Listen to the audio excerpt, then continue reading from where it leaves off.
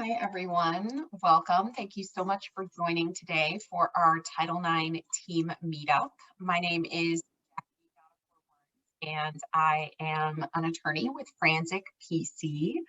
And we are very excited to continue offering you our Title IX meetups. As a reminder, for those who have not been here, I know many of you seeing some friendly faces or at least friendly names today on the list. I know that most of you have been here with us since we started this last summer, but for those of you who may be new, we started these team meetups as an opportunity for administrators in schools, colleges, and universities to come together and to have a place to discuss questions and issues that were coming up that they were experiencing or seeing in the field. And we started initially with a little bit more of an informal meetup where we were all together on the screen, but we actually did move over to this webinar format just to provide a little bit more flexibility. So number one, we do record these, and so they are available online after this session, and we wanted to maintain the ability for you to be able to ask questions without being put in the spotlight. So doing it this way was really a great way to kind of get the mix of both allowing you to ask questions and have a little bit of privacy or anonymity in that, but also allowing for members of your team who might not have been able to join us live to do so at a later date. So you can always find us here on the first Tuesday of each month from 12:30 to 1 p.m. And you can subscribe to receive notices of this and other Franzik events and updates on our website at franzik.com/subscribe. So I did mention that that we do post a lot of things on our website, and one thing, if you're not familiar with, we do have a Title IX blog, title9insights.com, where you can keep up with new issues related to Title IX and sexual harassment generally as they come up. So please do check that out if you are not subscribed or watching that already. And I have a link here as well for you to our YouTube channel, which is where you can find our Title IX videos if you ever have missed any of them, or if we're talking about training today, as I'm going to mention in a second.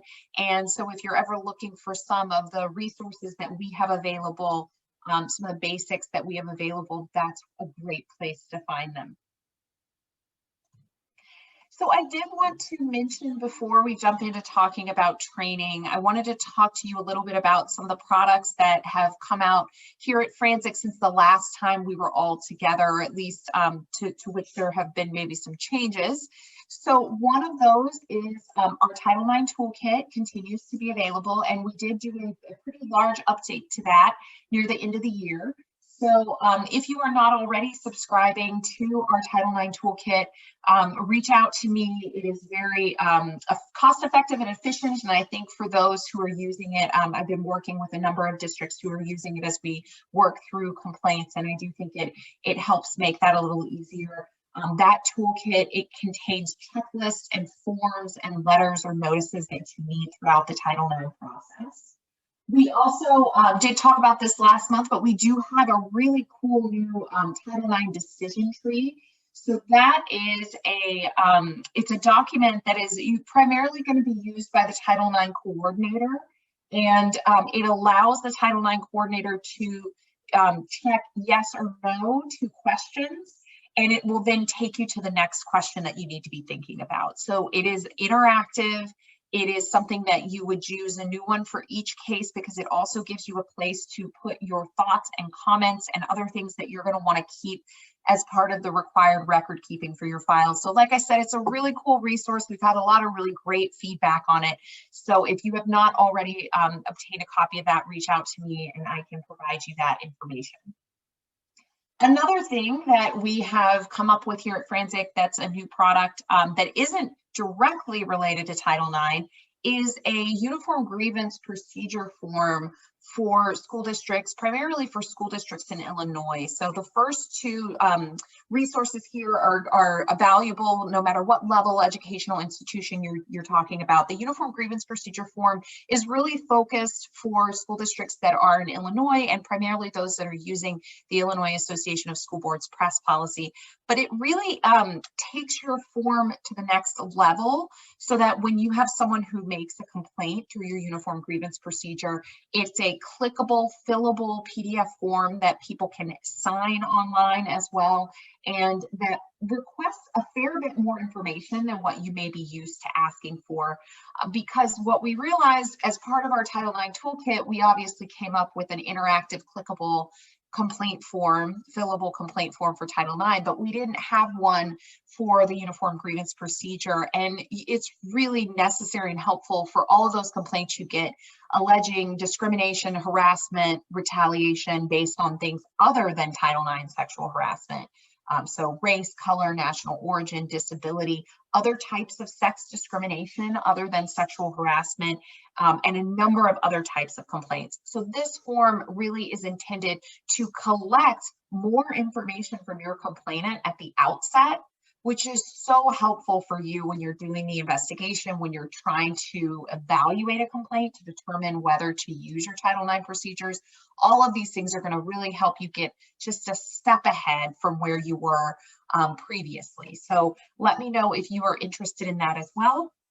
And then a great segue to our topic today of training, which is that we do have a very exciting new scenario training for Title IX investigators that we're doing for investigators at all levels. This is an individualized training for your institution, and it really is, it's interactive, it's breakout groups. People are working through actual facts that they might see in a Title IX sexual harassment investigation. So very exciting about that. And let me know if you're interested in it. It's been tried and tested, so it's a really good one. Let us know if you are ready to kind of go to the next step on your training. So speaking of which, let's jump into our actual topic for today. We are today going to be talking about training, and I've said it's raining training because I kind of feel like sometimes in the world of civil rights, it sort of feels like it is raining training, that there's so much that you have to keep up track of and know what you're required to do. And so it can sometimes feel like you're out in a downpour. So what we're going to talk about today is what training is required under the Title IX regulations. Also, what is the interplay with other trainings that are required by state and federal law? And then what training is recommended? So above and beyond what may be actually required, what do we recommend and why? For our It's Raining training discussion today, please use the Q&A function if you have any questions. We do have a chat as well, which you can use if you want to jump in and give comments. You also can always send your questions that you have relating to Title IX, anything that you may be coming up with or coming across that you'd like us to discuss in one of these future sessions. You can always reach us at title9@fransic.com. And do please save the date for our next team meetup, which will be on April 6th, the first Tuesday of April, from 12:30 to 1 p.m. All right, so with that, let's talk about training. So I think the first place to start, for those of you who read our Title IX Insights blog, you know that we did do a blog post on this recently about the fact that some Illinois clients that we work with have received notifications, emails, suggestions that they are required to complete some Title IX training, specifically that they are required to complete it by August 14th, 2021. And so that date sounds really familiar to all of us, right? We know August 14th, 2020 was burned into all of our brains as we were preparing for the new Title IX regulations. That was the day when the new Title IX regulations went into effect. And as part of those new regulations, there were requirements for training for the first time. And so a lot of people were thinking and asking us, are we having deja vu here? Or is there really some requirement that we complete some additional training or that we complete some specific training by August 14th of this year, 2021. So this is a great opportunity for a reminder of what the rules actually say about Title IX training. So what they say is, as I mentioned, this was the first time that we've had an explicit requirement that schools, colleges, and universities provide training for the individuals who will be working on Title IX sexual harassment complaints. And we refer to those individuals as the Title IX team members. It's a different team. This is our Title IX team meetup, which is the Title IX Education Administrators meetup.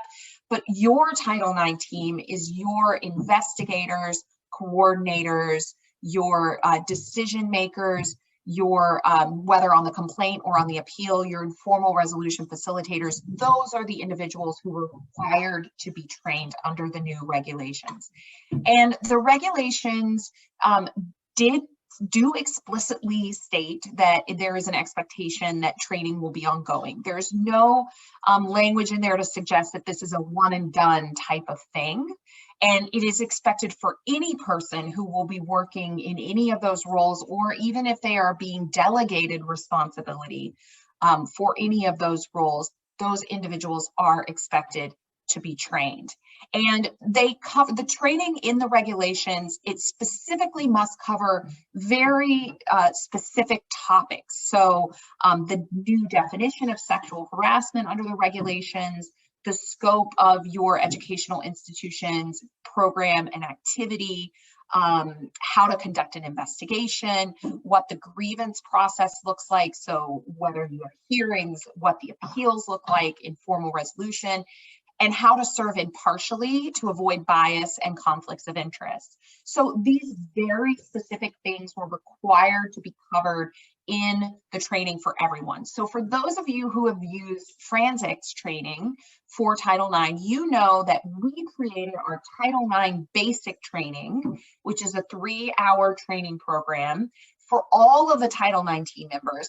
And it is intended to prepare each of those individuals to give them the training that is specifically required by the rules so that they could technically serve in any role. However, the rules did leave some ambiguity for us, as with many other things when it came to training. So for example, the rules did not provide a deadline for the training. It did not say how long the training would need to be. It did not say how frequently the training would need to be provided. How often would it need to be repeated, I guess, or at least built upon. None of that was really in there. So because the law's effective date was August 14th, 2020, last August 14th, most of us in the field said, that's your deadline. Put that in your sights as your goal for your deadline, if you can, to complete at least the basic training, those specific training requirements that are mandated by the rules. We know that not everyone completed them by August 14th. Some have not completed them now. And part of the reason that that's not such a huge deal is because technically your team isn't required to be trained until someone is actually being asked to work on a case. So for some of our districts, some of our even higher education institutions that don't as frequently have Title IX complaints, they had a little bit more wiggle room for how long they took to do that, to complete that initial training. Now, for those of you who have worked with Forensic on your training, you also know that we did not stop at our 3-hour basic training. Rather, we provided a package that was a total of 9 to 10 hours, kind of just depending on your level and whether you're higher ed or K-12, depending on other factors. And so that training was built because the regulations, they don't specify how long the training has to be, but there is a reference to the fact that it is expected that it would be around 8 hours. So it was very clear to us, also just from digging through the thousands of pages of the commentary, that a basic training really wasn't going to cut it. That if you are a member of a Title IX team and you're being asked to work on a complaint, it's very unlikely that you're going to be able to do it if you've just had a very short basic training. So our additional training is very much more interactive, lots of polling and thinking through examples, so that people can really get that better grasp on these topics that are required as far as training. The rules also don't say how frequently you're supposed to do this. So arguably, maybe you could only do it once and it's one and done, your team is trained. But as I mentioned, there's language in the regulations and the commentary that suggests that there is an expectation that training would be ongoing. And the biggest example of that is that the Department of Education gives an estimate of how much they think training would cost educational institutions on a whole across the country in the first year of implementation, and how much they thought training would cost in the subsequent years. And so what that says to us in the field is that that there is an expectation that training will be ongoing, that this is not going to necessarily be a one and done thing.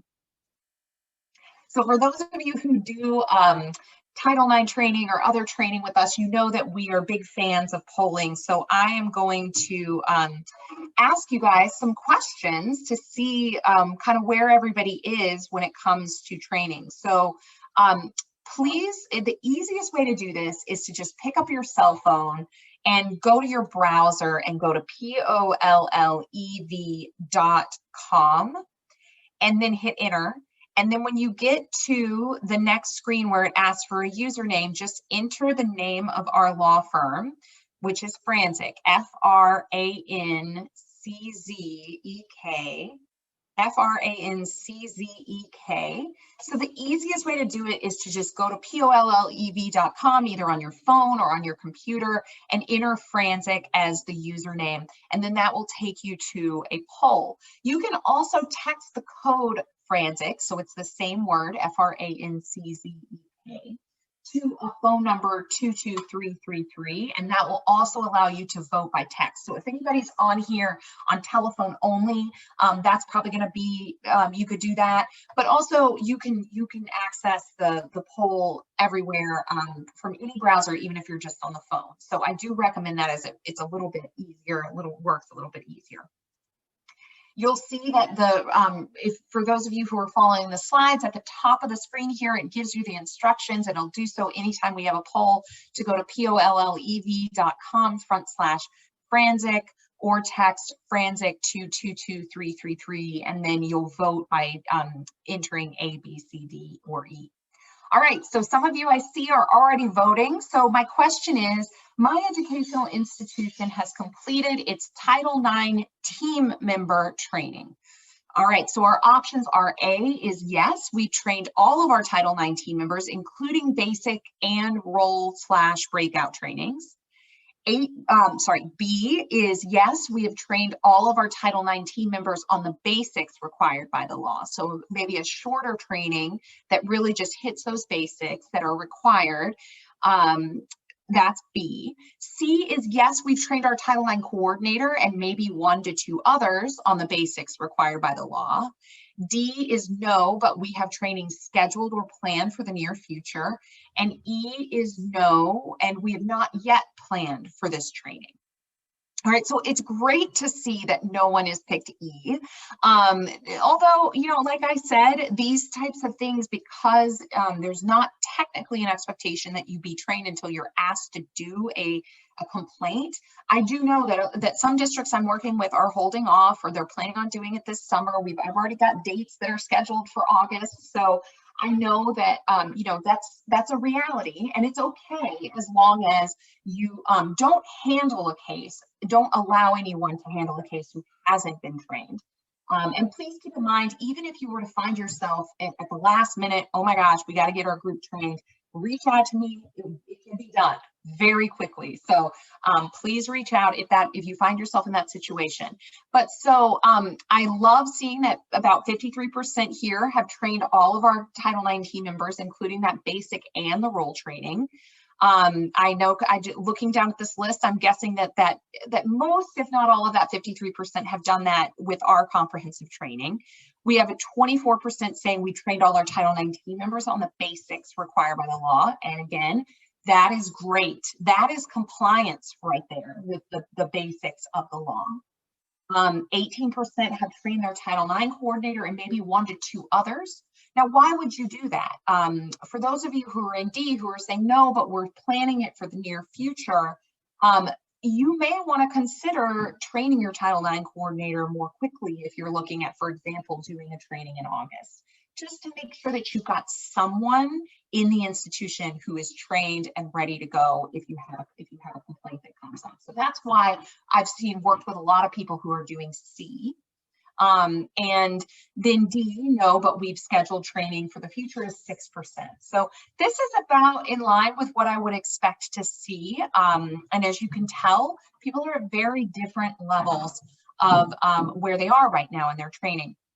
The most important thing to keep in mind, though, is that if you are in B, C, or D here, you're going to want to think about some additional training for your team, because the reality is that based on the way that these rules are written, if you were to have an OCR complaint, my guess is that OCR would certainly be happy to see that you had that basic training, but they're going to want to see something more robust that is really going to help people to understand how to handle these complaints. Or they're going to want to see you working really closely with your legal counsel through the whole process. Now, we created our comprehensive training because, as with most things at Frantic, our goal is to help empower you to be able to do things without always having to call us. We'd love to hear from you, but we also know that in a perfect world, you would be able to handle these things that the Department of Education thinks you can and says you can handle without legal counsel being around. So those who are in B, C, and D, definitely consider whether there are some additional trainings that you can offer. As I mentioned, we have our comprehensive package that includes role training, but we also have other things like that really awesome new scenario training that I mentioned for investigators that really helps people kind of walking through what a complaint looks like. So are you required to do that training by August 14th of 2021? No.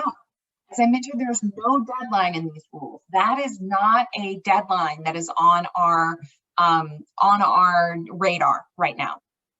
The only reason that you might want to have August 14th on your radar is if you completed your training on, let's say, August 6th of 2020, and you roll around to August again, your brain may be thinking about that ongoing expectation or requirement for training. But please know that we will be offering a training in the fall that will be an update for people that will be aimed at addressing that ongoing requirement. And part of the reason that we're planning that for the fall is because we really want to see what happens with the Biden administration. We don't want you doing anything that you don't have to do, any work that is above and beyond what is required. So we really want to see what the Biden team is going to do with Title IX before we counsel you on how to meet those training requirements in the fall.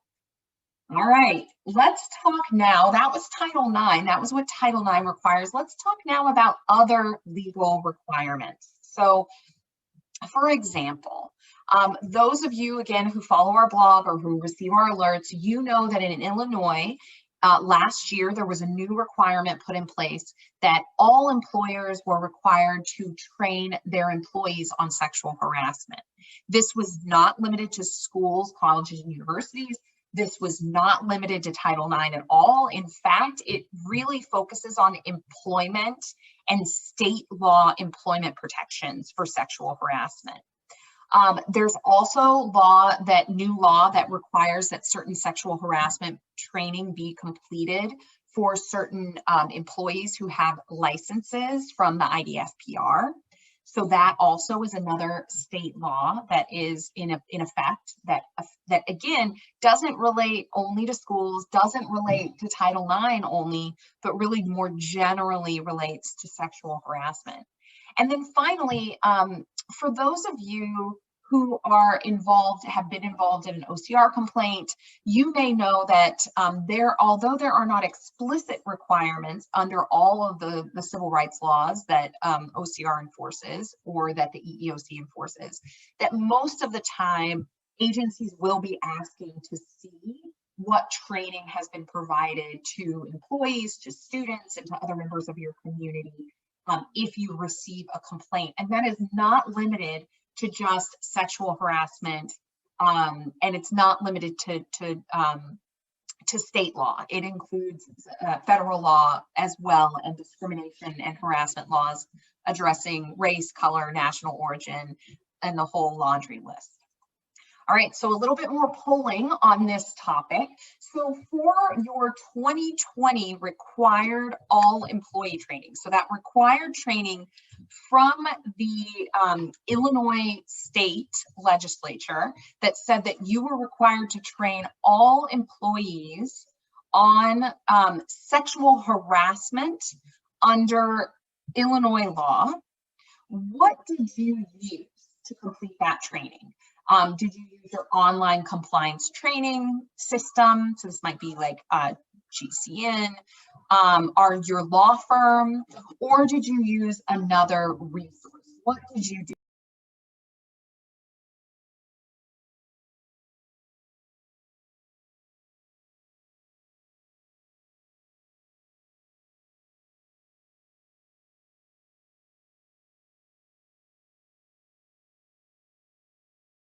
Okay, we've got about 56% saying that you use your compliance training, online compliance training, about 38% saying that you used your law firm, and about 6% saying that you used another resource.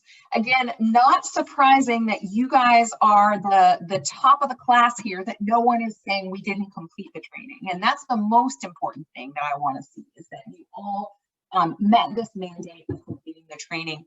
Now, one thing I've noticed when I've looked at online compliance trainings, number one, I've reviewed some of them, and when I look at them, if a client has asked us to review them, they don't actually contain what the Illinois law requires the training be on. So definitely take a look for this year to make sure that your online compliance training actually covers what is required under the Illinois law, not just a more general sexual harassment training. Also, we want to try to be efficient, right? You know, you've got your employees going to trainings and in-services, and they're doing these online kind of click-through things all the time, and they kind of go across, you know, our eyes kind of glaze over a little bit when we're doing them. But what we want to try to do, and our goal is at Franzik, is to try to be efficient. So for example, we know that Title IX doesn't require all employee training, but we know that OCR often wants to see all employee training if they have a complaint. And so what we've done with our required all employee training is to include not just what's required by the Illinois law, but also what is required, or what we would recommend employees be trained on for Title IX. Similarly, you're going to want to try to fold in some of these other requirements where you can. So you may want to consider, if you did, for example, the Franzik all employee training in 2020 on sexual harassment, maybe next year you want to think about doing a training that covers harassment more generally, that still hits the requirements that you have to hit every year for the Illinois law, but that also gives you some cover if OCR comes in to ask for information about when you've trained on race discrimination, for example, or disability discrimination. And so our plan for this year's training for 2021 is to kind of go with that approach, so that you are hopefully building in, you're not just doing the training that's required by this one statute here and the one that's required by this one statute there, but you're hopefully being efficient and addressing these things together. So again, if you have questions about any of that, don't hesitate to reach out. On the issue of OCR, I'm very curious to know, have you had an OCR complaint where training was an issue? So either where OCR asked during your response to the complaint, so usually this would come in a data request where they've said, give us proof that you have had training for your employees, or in monitoring, where after they found that there was a violation of law, there was sufficient evidence that there was a violation of law, where you were told that you are supposed to do training as part of that monitoring process. What do we have?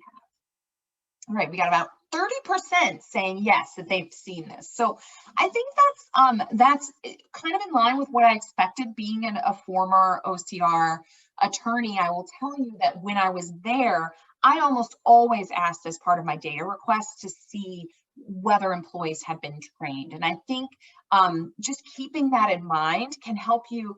We want you to consider training as a proactive way to defend yourself in the future against complaints that may arise. We also want to prepare your team to do the best job with any complaint they receive. But both of those are really important. And so good to see that I'm not the only OCR attorney out there who would regularly be asking.